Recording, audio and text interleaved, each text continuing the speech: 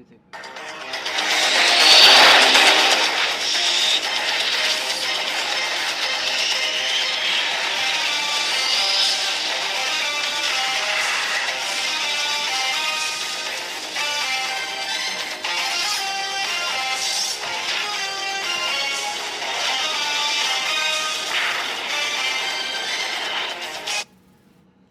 Well, hey kids, it's your old pal the Marshmallow. I'm sitting here with the Hitler. Say hi, Hitler.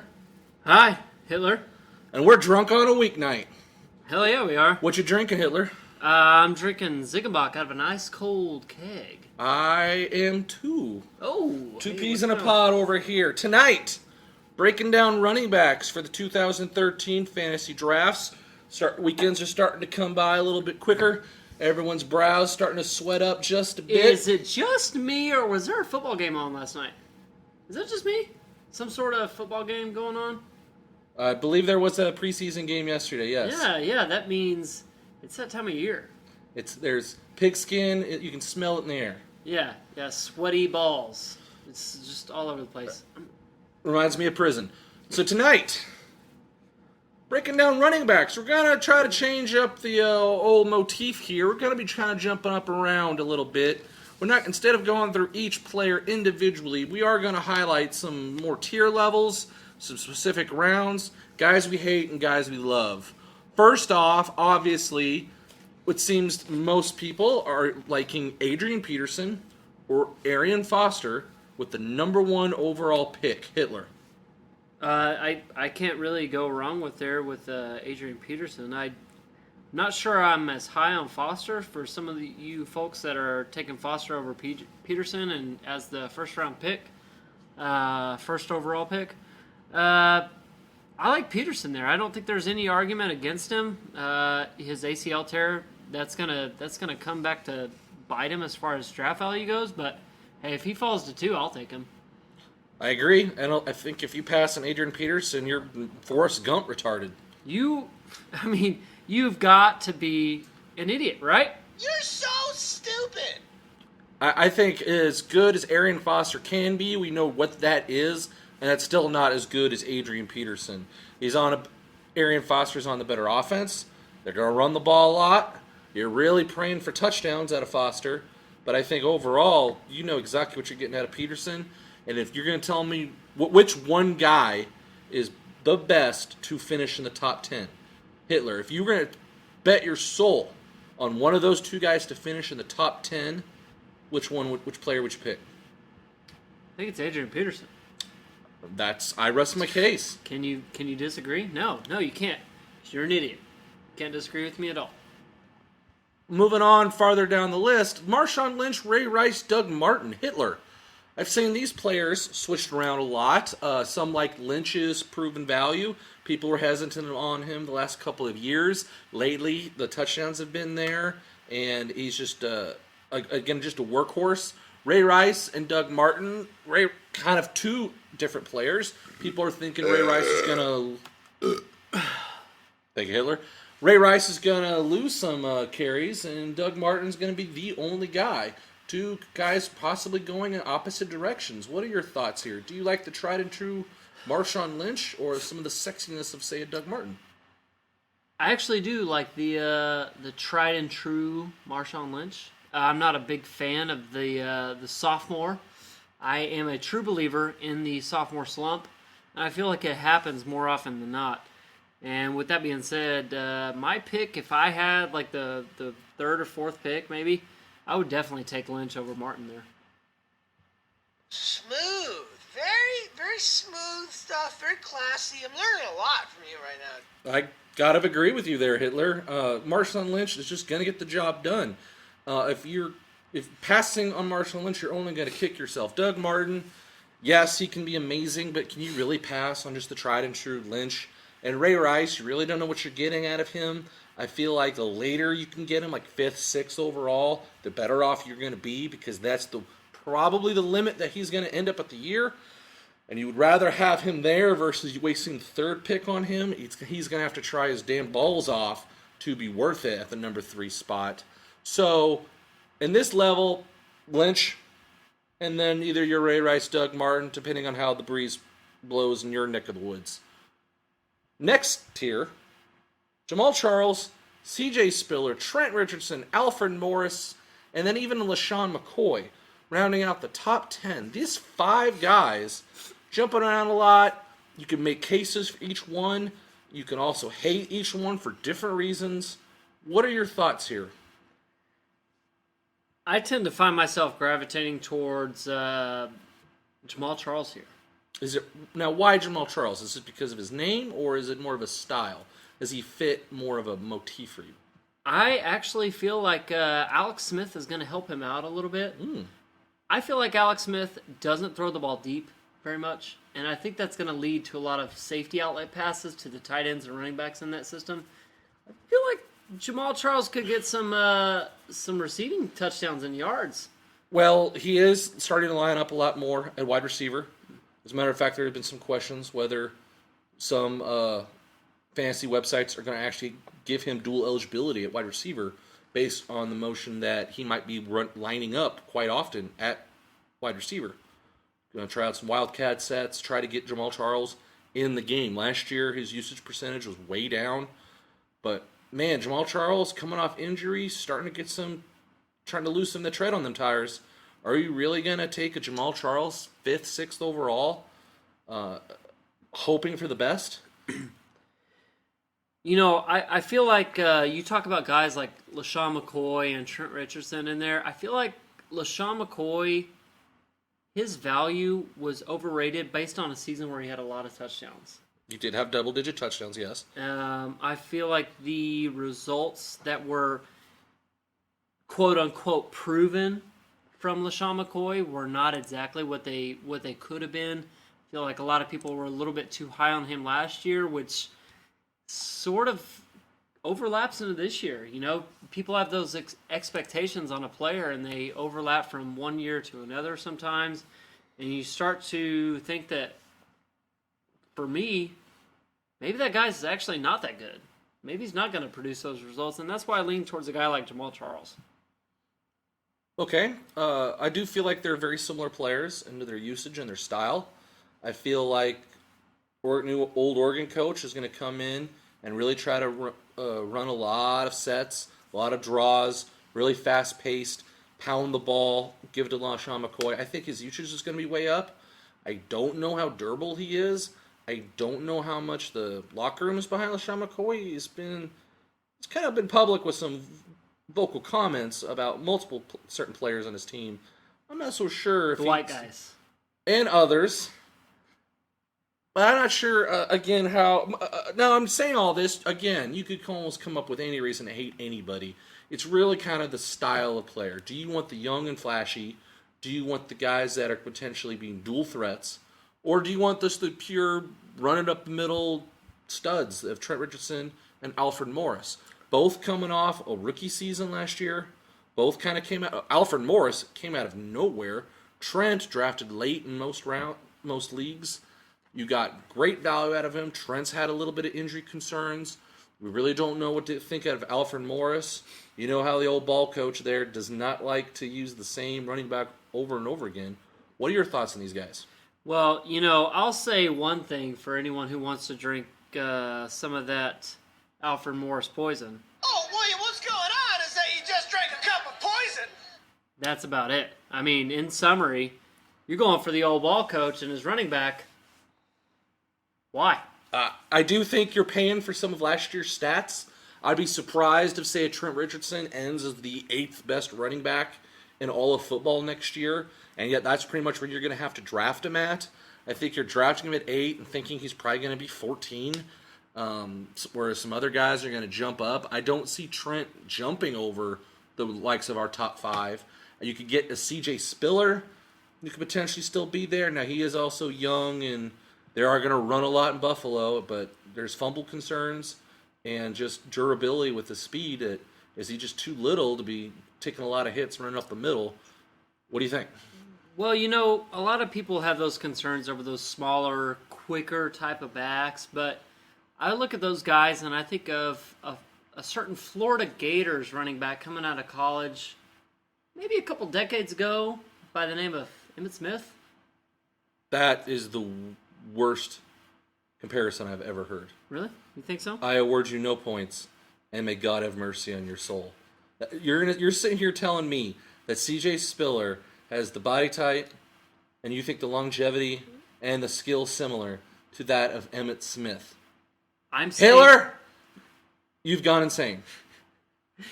what I'm saying here, Marshmallow, is that those types of concerns were on Emmitt Smith as he approached the draft and started his NFL career.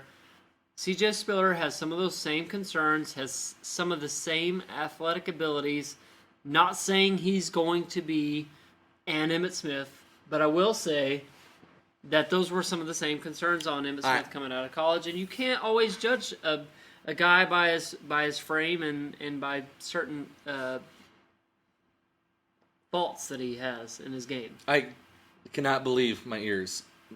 Normally, it's weird saying I have to actually sit here and disagree with Hitler, since normally I agree with Hitler 100% all the time. But this is one of those like classic rants of yours that there's just no way. There's just no way, people. Do not listen to him. For the love of God, do not think C.J. Spiller is going to be that good. 7 is way too high again.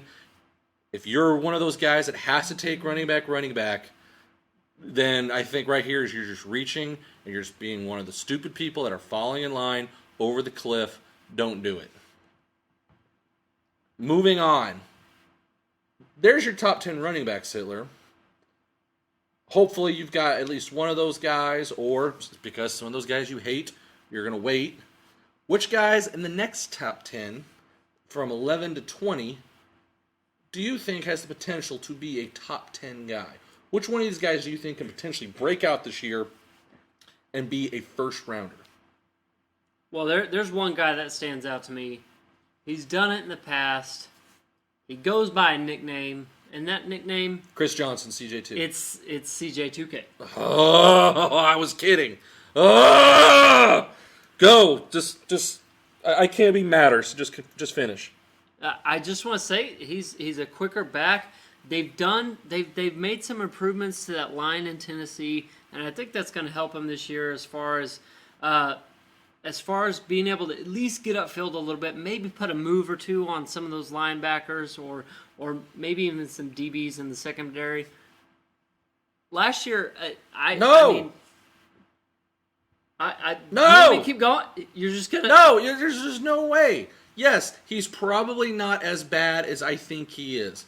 This is probably one of those classic situations where the hate has come on too much. But if you seriously think Chris Johnson can be a potential top 10 running back, I just got 4 words for you.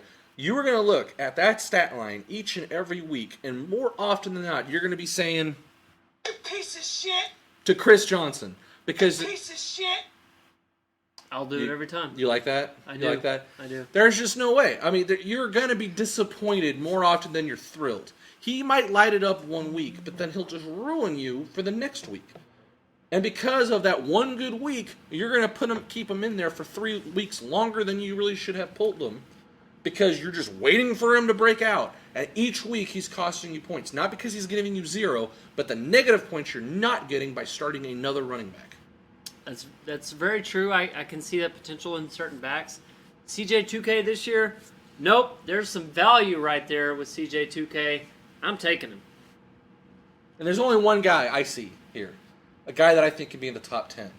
And I wish we were drafting today, because I can see this type of player jumping up into the top 10 potentially as some people start to question the Alfred Morris, LaShawn McCoys of the world. And that's just Stephen Ridley. I think this is a guy that's going to be tried and true. I think he's going to be in every... The only thing you could hate about Stephen Ridley is that there's a potential he's not an every down back. You're so stupid! That's not true.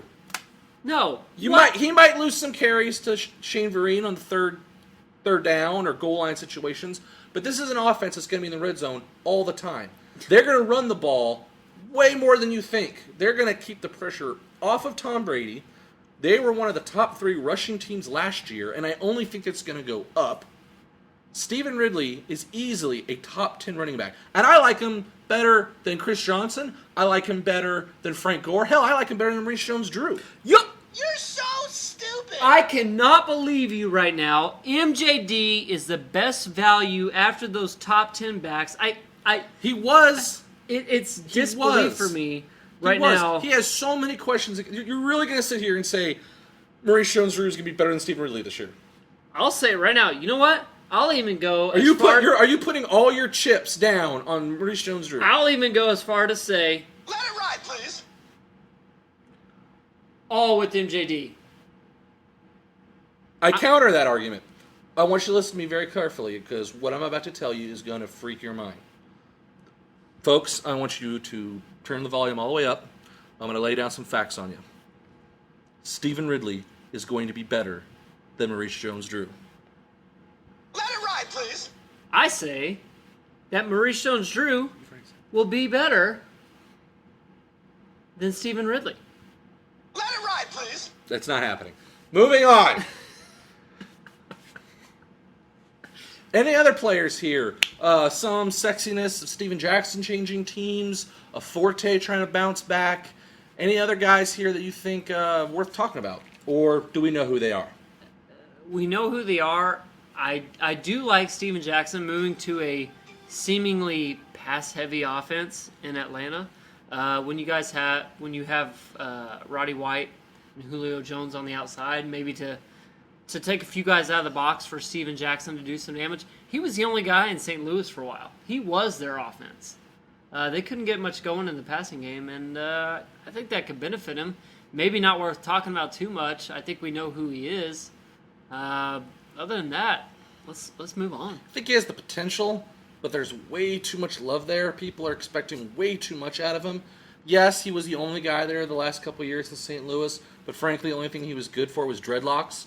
And unless the Predator comes by and needs a transplant, I really don't see what Steven Jackson is going to do. He's going right now 11th overall at the running back spot. I don't see him finishing there. That's a guy that's probably going to be in the top 20, sure, just based on the offense and all that production he's going to get. But I don't see him being a top 10 guy. I don't see him having a whole lot of upside. I think that's one of those guys that I think is way overvalued. Oh, Rad. Oh man, your thoughts on Steven Jackson are just so great. That's how you patronize someone right there. I don't, okay. Moving on. David Wilson, Darren McFadden, Monty Ball.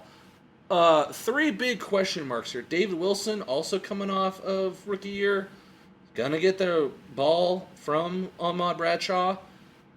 Tom Coughlin there, sounds like he finally has some confidence in him after trying him multiple times last year, only to fail. However, at the end of the year, he had a couple big breakout games, broke a lot of big runs. Can he be the next C.J. Spiller, or is he going to fumble twice in his first game and hello, Andre Brown? That sounds a lot like what he did last year. I think the same thing's going to happen. Darren McFadden, coming off injuries. He's had a lot of underperforming years. People are still hoping for the best. He's kind of here in this realm of right here at the end of the 20 mark of we don't know where else to put him. You're hoping someone else drafts him, right? Yeah, I don't want to have to make that decision. I'm looking at Darren McFadden at the 18th running back spot going, man, I feel like he could do so much. That the upside there, if he stays healthy for a season, you're loving yourself. He might be your MVP of your championship team if he can stay healthy. But he won't, and you're going to be saying, You piece of shit. the entire season. That's very good. Oh, well, okay, how about this? From 1 to 100, what is the percent of the time? What is the chance at the end of the year you're going to look back at your draft recap and go, Darren McFadden, the second round? Oh, I'm awesome. Can't believe I swung that. What is the chances you're happy with that? I'm going to go 8% chance I'm happy with that in the second round. Man, 8% I think is high to me. There's just no way he's worth it there. Like we said, injury concerns, a bad team, bad blocking scheme. I don't know if they've changed that yet or not. But even then, I just don't see it being the guy. They've got plenty of other guys on this team that I think are going to... You're better off drafting one of his backups. You're going to get more value from one of his backups than from Darren McFadden. Can you name any of his backups? Well, Marcel Reese is the fullback there, and he was the one that did really good. I know they got Rashad Jennings now, but don't waste your time on him because even if they did give him the ball, he would still somehow manage to screw it up. As of right now, Marcel Reese, probably undrafted, is probably your best bet there. But, I mean, that's one of more of a deep sleeper guys that I think you could try to grab late. And I think that, I would almost say Reese will have more fantasy points than Darren McFadden at the end of the year. Wow. Smooth. Very, very smooth stuff. Very classy. I'm learning a lot from you right now. DeMarco Murray. Chances you're happy with him. DeMarco. We all saw it at Oklahoma. The guy makes really athletic plays in the open I field. didn't see it. I was busy watching the Nebraska game. Nebraska. A bunch of white guys running around pulling dicks on each other. Hey, at least they're white.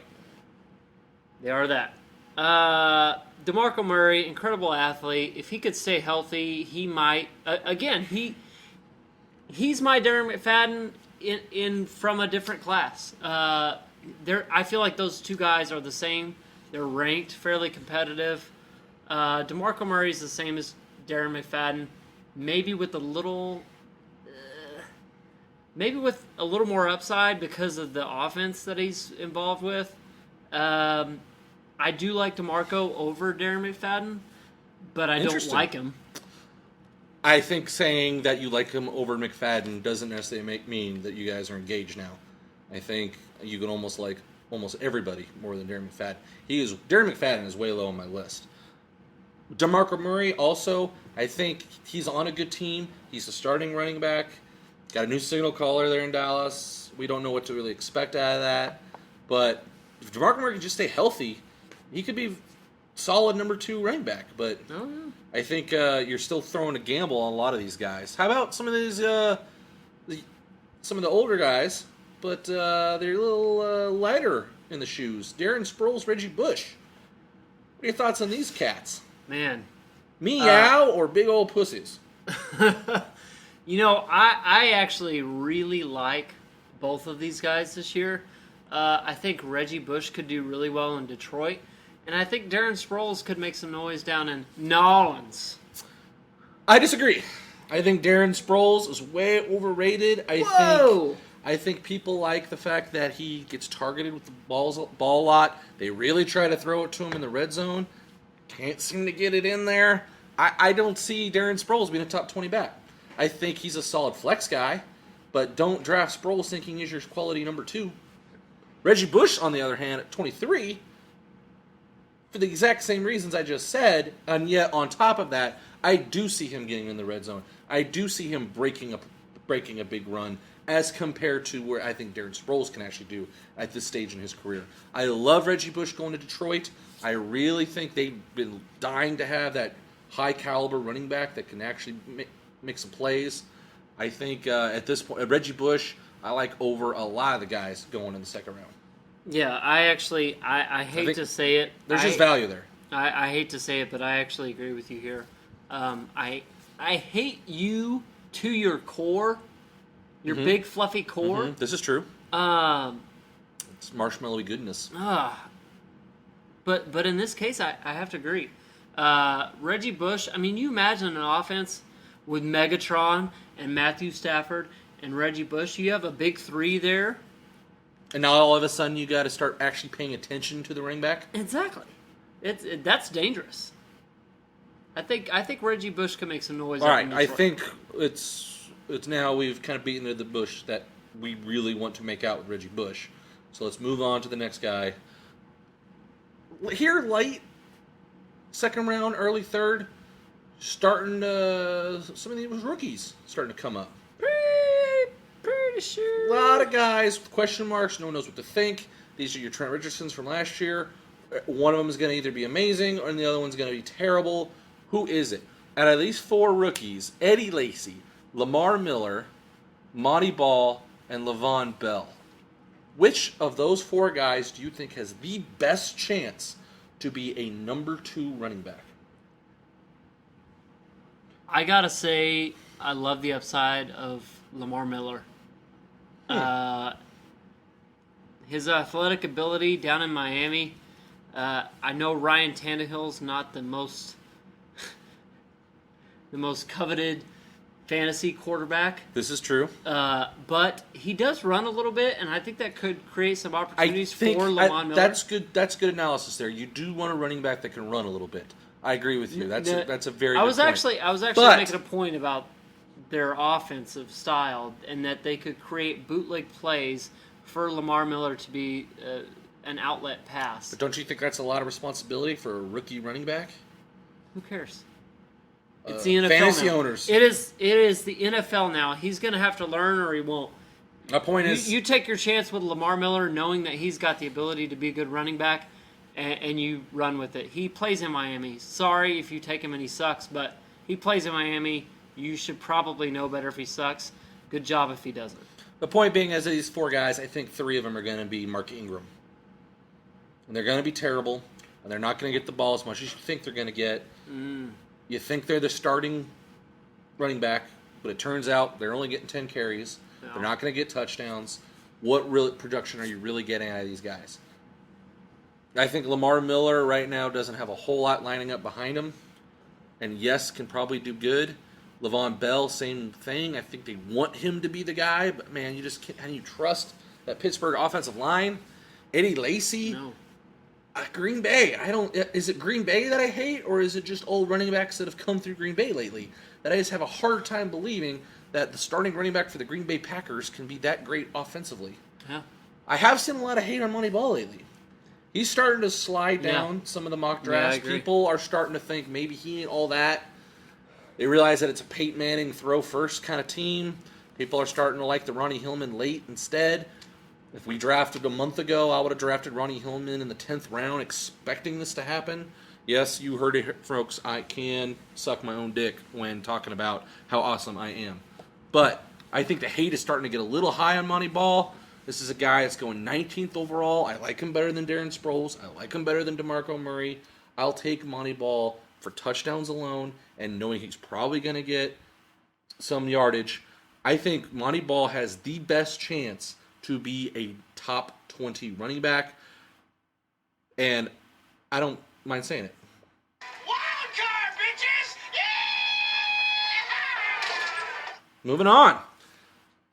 Any other late round guys that you've had your eyes on? Guys that you find yourself mock drafting constantly? Guys with high upside? Guys with suspensions? Guys who are solid number 2 running backs that you think have a very good chance to get the starting job either due to injury or ineptitude of the first guy? Hit me, Hitler. You know, Not in the face! That's what she said. No, there's a couple guys in this last few guys that we've mentioned here. Law firm, and Jarvis Green Ellis. I actually like him a little bit, knowing that in a lot of these mock drafts, I feel like people are jumping on that running back train a little too early. If I can get Jarvis Green Ellis as my number 2 late and maybe get some value out of my other rounds, I feel pretty good about that. My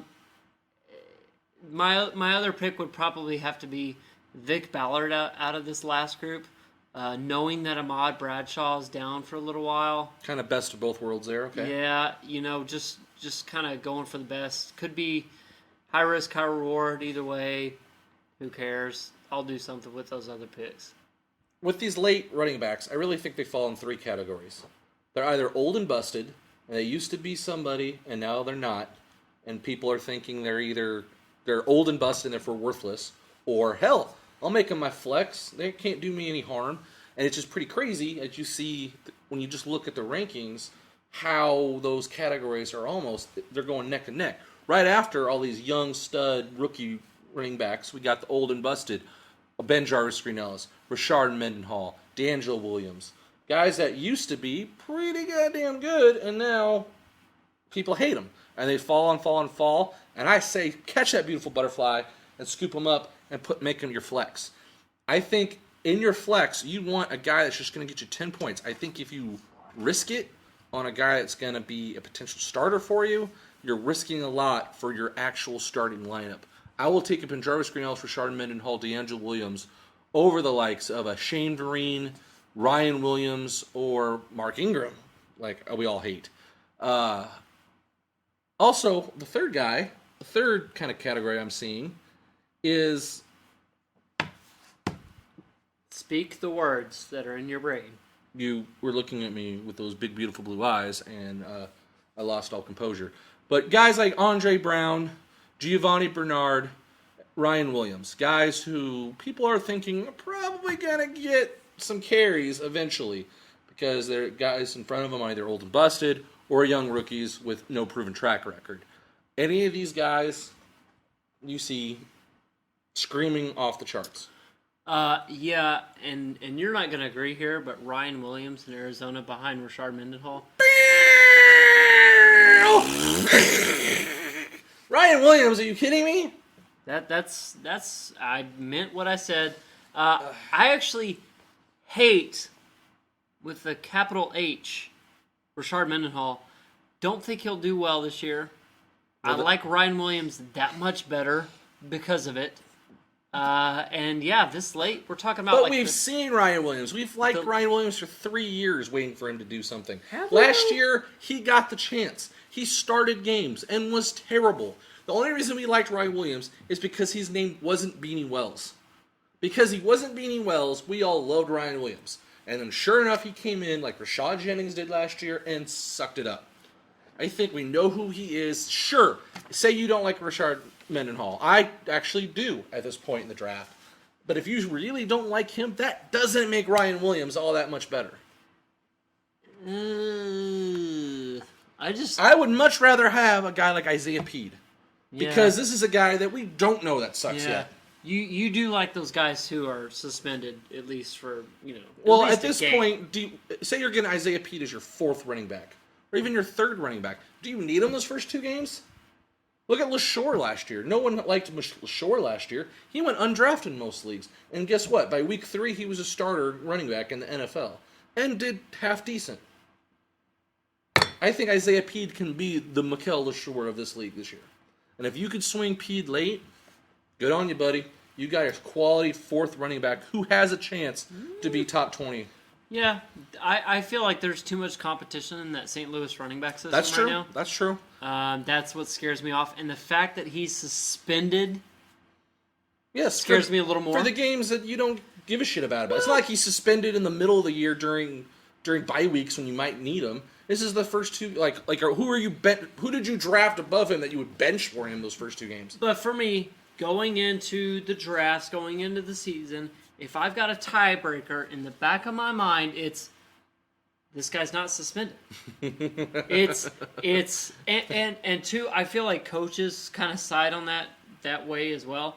They kind of go, let's look at this guy. These guys are in a really heavy battle.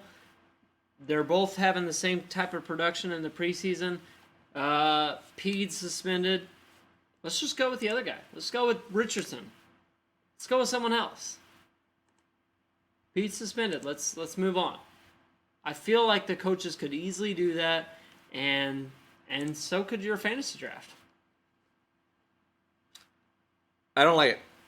I don't like it. I don't like you. I don't like your face.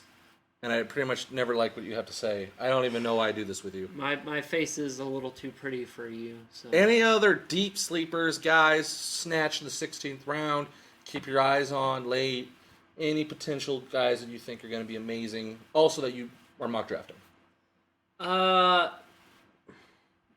Based on what I've seen in the mock drafts, based on what I've seen, the only guy I sort of like late, and there, I guess there's actually 2 of them. I think it's Ben Tate, and I think it's Bryce Brown. Those 2 guys, based on their performance, when they had the opportunity, they jumped in, they performed well. At times, I know Ben Tate last year had his opportunities, didn't really capitalize. Bryce Brown last year, weeks 14 and 15? He was a stud. I agree with you. I mean, you throw him in there. Absolutely. If LaShawn McCoy doesn't perform like he's expected to, which we already said, there's a chance that happens. There's a chance that happens. If Bryce Brown comes in and capitalizes on those opportunities, we might see a new starting back in that Philly system. And watch out if you drafted him late. You may have just got yourself a sleeper. Amen. Sounds like you finally know what the hell you're talking about. This is odd. You're kind of putting me off my game here. I'm just pulling rabbits out of a hat. I think later on in your drafts, 14, 15, 16, you haven't taken your defensive kicker yet. You're taking some late round flyers. I do not care at all about floors. I don't care. They're either going to do nothing or everything. I'm looking for high home run hitters. Guys, like you said, Bryce Brown, that are either going to get you 0 points every week, but the minute they're starting, bam, they're in your starting lineup. So yes, I like guys like that. I already said I've got a love affair with Marcel Reese and based on what he did last year. I think if given the opportunity, he can do it again. Ronnie Hillman, of course, he's going to be going up higher and higher in a lot of mock drafts. Love him. I think he's got a great chance. Ben Tate, of course. Not Sean Green. Yes, Michael Bush. I don't know who the backup in Dallas is these days. People are thinking it's Joseph Randall, but I bet you after the preseason games we'll all realize it's not him. I think actually Jerry Jones is going to be the backup in Dallas. I bet you. I hear the coaches have to talk him out of suiting up every game. But stay away from guys like Pierre Thomas. Stay away from Isaac Redmond. Stay away from Mike Tolbert. You guys know better. You're better off drafting someone dumb like Danny Woodhead. Danny Woodhead can get it done. Small guy. Probably won't be a home run hitter, but he's certainly got some trade value there, frickin' being the number 2 for San Diego behind Ryan Matthews. Ryan Matthews. There you go. Thank you. Too much beer on a weeknight. Yes.